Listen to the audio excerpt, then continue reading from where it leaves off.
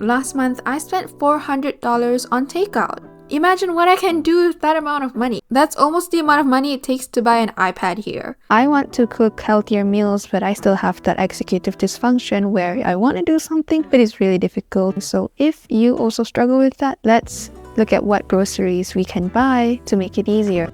Something happened. I lost my edited video, so we're just gonna skip to part 2, and whatever I said in part 1 is going to be in the description below in the form of a free PDF. All I ask is that you share this with your friends who are struggling to eat healthier and want to eat less takeout. Okay, let's get on to part 2.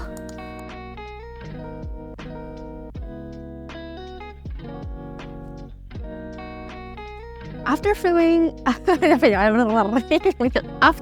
the first part of this video, I got into a depressive shame cycle, and these tips actually helped me. Breaking news, meal planning doesn't work because every day I get bored and I have super unpredictable day-to-day schedules because my sleep schedule is very messed up.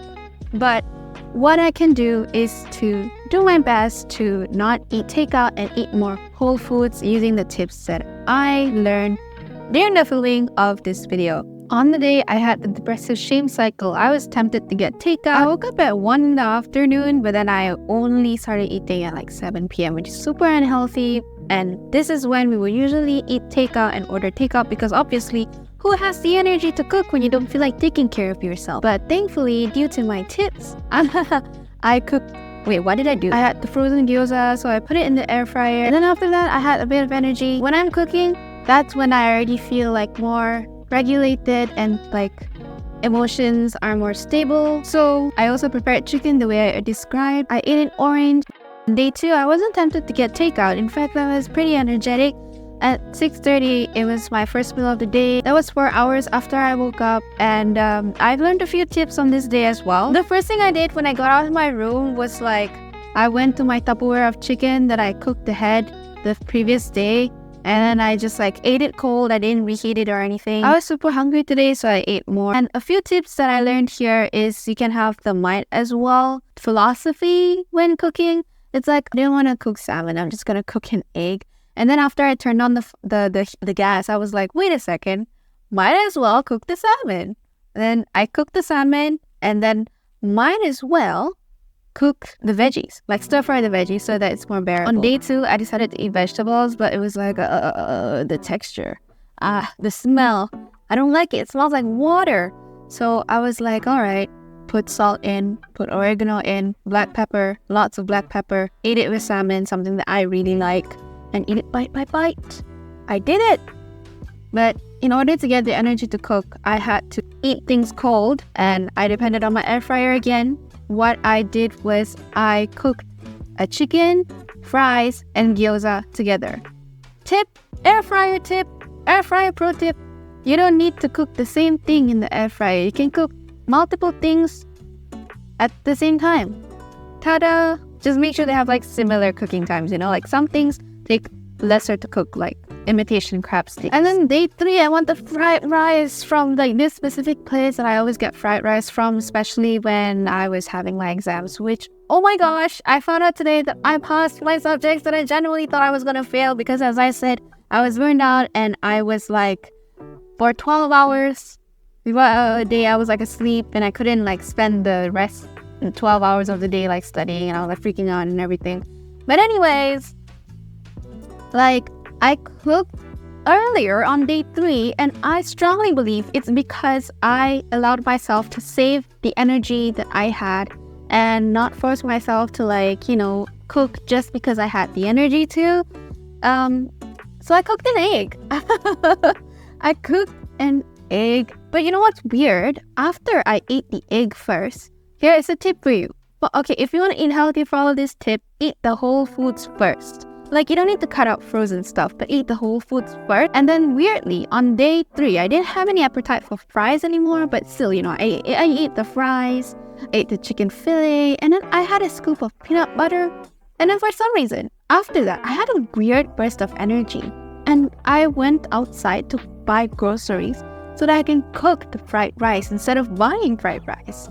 It's like, I don't have garlic anymore at my house, and that's part of the reason why I'm not cooking. But I don't know how I got that burst of energy. I suspect it's the peanut butter, or maybe it's the eating whole foods first. I don't know. But I spent around 40 Aussie dollars on groceries, and that would cover me for like one day of like eating takeout. I got buffalo wings for like $1.90 on $190 deals. Okay, and then I took an iron supplement because your girl is like, when you stand up and it's like, leave me alone, that audio. Leave me alone! Akira! Leave me alone! Akira! And then like I had the energy still, and I thought like I'm gonna take this time to cook pasta. That came in clutch on day 4 because I woke up earlier. Oh my god, you know what else came in clutch? From the groceries I bought yesterday, I got 2 bananas. Like, I got 2 bananas and it really came in clutch. Okay, it's like when I have to go out, I can just grab the banana, and I don't hate banana as much as I think I do. Like, I know I like banana, but like there's something about like perceiving like, oh my god, how the texture and taste is gonna be, and then when you really taste it, you're like, it's not that bad. I don't know what that is. If you know, comment down below. I used to go to the gym during my semesters, skipping classes admittedly. But like, because I needed that, like, dopamine.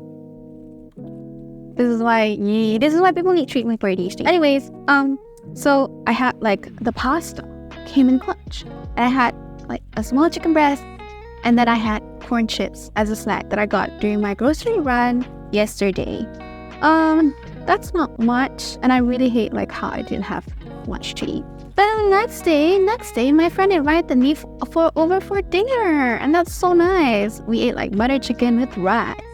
I went back and then I got an orange. I ate an orange. I feel like if I were to eat more on that day, I would like... Wait, there was also one day before that I ate cake. I don't know when it was, but I ate cake today as well. Oh, this is why I'm so energetic. I just had cake. Oh, okay. Okay. Anyways, butter chicken dinner and an orange. Wait, what was I saying?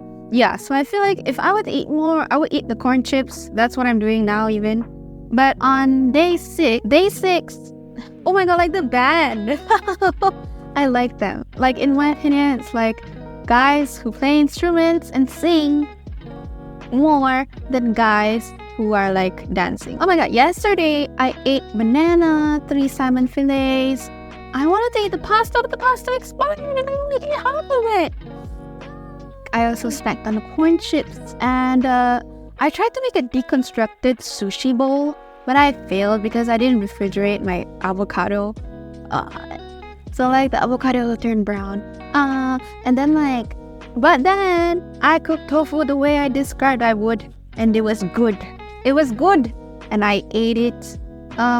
If you were to air fryer it, like after you coat it with tapioca starch, coat it with oil. Like, coat it with oil. A small protein bar. I remember having a protein bar, I think, in one of the days as well. And those are the things that I buy new. I guess when like, these things are just like things I don't have at home. And I try to keep it like under $3. Only buy it when it's on sale.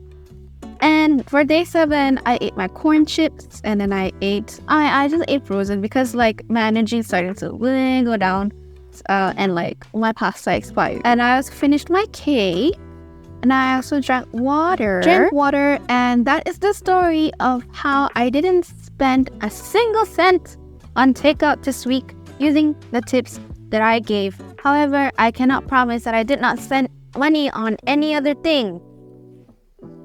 But then, like, when you think about it, if you spent money on takeout, then when you spend money on the other thing impulsively, like, that could have been worse, no? So, oh my gosh, what a success. What a success. What a success. What did we learn? Even if you don't meal plan, you can eat. Even if you are disabled, you have hope. Even if you have a depressive shame cycle, or you are disabled and ADHD, you have hope. There's a cost of living crisis in Australia right now, and things are getting more expensive. I am privileged because I have a loan, so I don't need to work, but I'm still looking for a job. because my rent is kind of expensive, because I have to live alone, because my living conditions are like I don't want to subject other people to the messiness of my room due to my ADHD and disabilities. Like, but mine is like cheaper than like other people's. Like my friends are paying like up to $600 per week, and I'm like paying like what, like 1150 divided by 4. And I have the privilege of sharing grocery costs with housemates and get some ingredients from housemates. However, for this week that I just mentioned, we were buying our own groceries and paying for it fully. If you were to leave with anything in this video, it is to accommodate for yourself. Like, it is to accommodate for yourself instead of forcing yourself to change. You need a mix of accommodation and discipline instead of just discipline and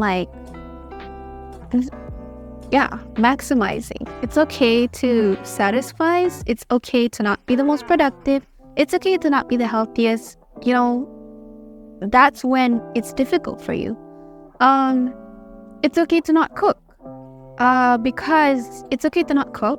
Let yourself not cook. I read this post where people said their therapist said just don't cook because they can't cook. But for me personally, I don't want that. I want to be able to cook. I don't want to just keep eating frozen stuff. But without allowing myself to eat the frozen things, I couldn't have been able to cook. And accommodating for myself by buying groceries that make it easy for myself to prepare nutrition for myself, I enable myself to eventually cook. What a cycle. I just finally cleaned my room. I passed my subjects. And I can't wait to share tips with you, so please subscribe.